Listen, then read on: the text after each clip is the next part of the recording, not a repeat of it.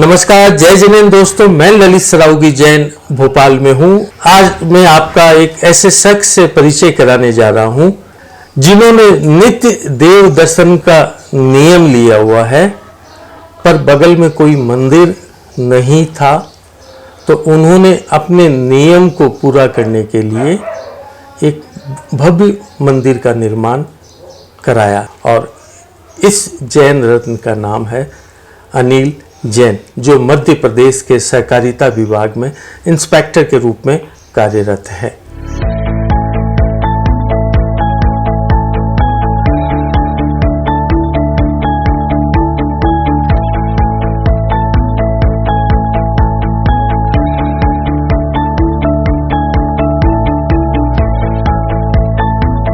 अनिल जी, जैन रत्न में आपका स्वागत है। जय जिनेन्द्र। अनिल जी, आप सहकारिता विभाग में इंस्पेक्टर हैं, क्या काम करते हैं, क्या काम आपका है? मध्य प्रदेश शासन में सहकारिता विभाग है।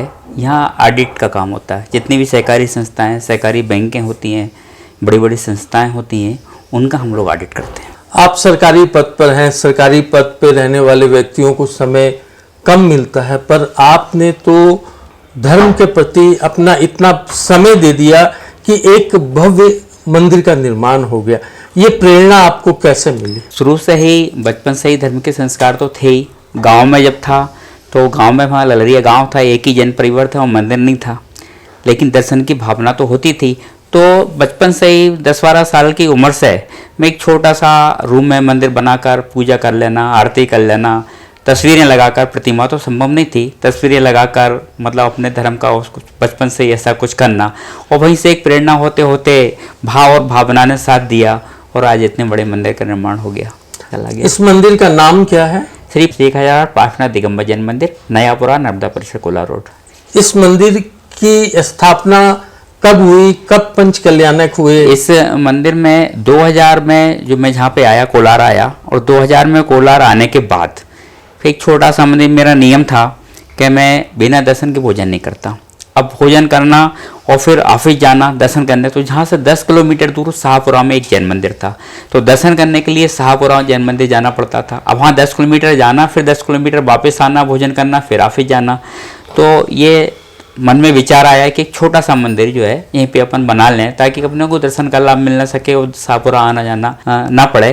तो एक छोटा सा मंदिर का निर्माण जो है किया। लेकिन फिर चिन्मय सागर जी महाराज जो जंगल वाले बाबा थे, एक बार उनसे मैं उनका परम भक्त रहा, तो चिन्मय सागर महाराज एक बार जहाँ आए, फिर ज़मीन ली। ज़मीन लेने में काफ़ी संघर्षों का सामना करना पड़ा मध्य प्रदेश शासन से, कोर्ट कचहरी, ये वो सारी चीज़ें लगीं। तब आचार्य श्री के दर्शन के लिए मैं जबलपुर गया, तब आचार्य श्री का जाओ तुम्हारा काम होगा, और आचार्य श्री के आशीर्वाद से वो काम मेरा ज़मीन का हुआ। और फिर धीरे धीरे करके चिन्मय सागर महाराज जंगल वाले बाबा ने कहा कि यहाँ भव्य 24 का निर्माण किया जाए, भव्य प्रतिमा विराजमान करी जाए। उन्हीं की प्रेरणा से सारे मंदिर का काम जो है आज संपूर्ण हुआ।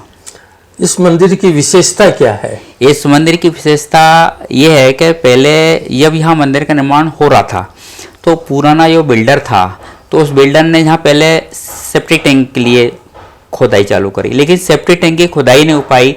कई मजदूर लगाए, कई कुदाली और उसने मतलब लेबर मेहनत करी, लेकिन वहाँ खुदाई नहीं हो पाई। और जो भी उस कार्य को करता था वो बीमार पड़ जाता था, लेबर। तब उसने उस काम को छोड़ दिया। फिर उसी जगह को उसने हमें दिया मंदिर बनाने के लिए, और उस जगह को जब हमने मंदिर निर्माण करा तो कोई विघ्न बाधा नहीं आई। निर्भीक रूप से आज मंदिर जो है तैयार हुआ। 13.25 फीट की यहाँ पे मूलनायक पार्श्वनाथ भगवान है, 21 फीट की बेदी है, 13.25 फीट की प्रतिमा भोपाल और भोपाल के आसपास तो कहीं भी नहीं है। बहुत सुंदर 1008 फीट की पार्श्वनाथ भगवान की प्रतिमा है। मंदिर के निर्माण में जो खर्चे हुए वो किनके द्वारा हुए? नहीं, समाज खर्चे तो समाज से एकत्रित हुए, समाज से हुए, लेकिन मेहनत शुरू से रही। जमीन के लेने में मेहनत, समाज छोटी थी। जब मैं जहाँ आया था कोलार, तो मात्र 4-5 परिवार थे। जमीन लेना, फिर मंदिर का निर्माण करना, माली पुजारी रखने के लिए भी फंड नहीं था, तो माली पुजारी का काम भी हमारे परिवार ने ही करा शुरू से। आज 20-22 साल से जो है मैं मंदिर से जुड़ा रहा। इस मंदिर में मूलनायक भगवान कौन सा है? मूलनायक पार्श्वनाथ भगवान है। और कुल कितनी प्रतिमाएं हैं? मतलब अभी तो 30 प्रतिमा करीब हो गई हैं। 24 ही है, भव्य 24 ही है, 31 इंची 24 ही है, और 31 इंची 24 ही जो है भोपाल के किसी मंदिरों में नहीं है। कितने परिवार इस मंदिर से जुड़े हुए हैं? वर्तमान में करीब 60 परिवार तो अभी इस मंदिर से जुड़ गए हैं, और अब कोलार में काफ़ी मंदिर हो गए हैं, लेकिन पहले जब यहाँ के मंदिर सबसे पुराना मंदिर जब शुरुआत हुई थी तब 10 किलोमीटर तक कोई भी मंदिर नहीं था, तो सारे लोग यहीं आते थे, सारे लोगों को दर्शन लाभ मिलता था। अब तो 2-3 मंदिर और बन गए हैं कोलार में। अनिल जी, आप जैन रत्न के कार्यक्रम में शामिल हुए, आपका बहुत बहुत धन्यवाद। धन्यवाद जय जिनेन्द्र, आपने भी इस जैन रत्न ग्रुप में, जैन रत्न परिवार में मुझे शामिल किया, आपका बहुत बहुत धन्यवाद।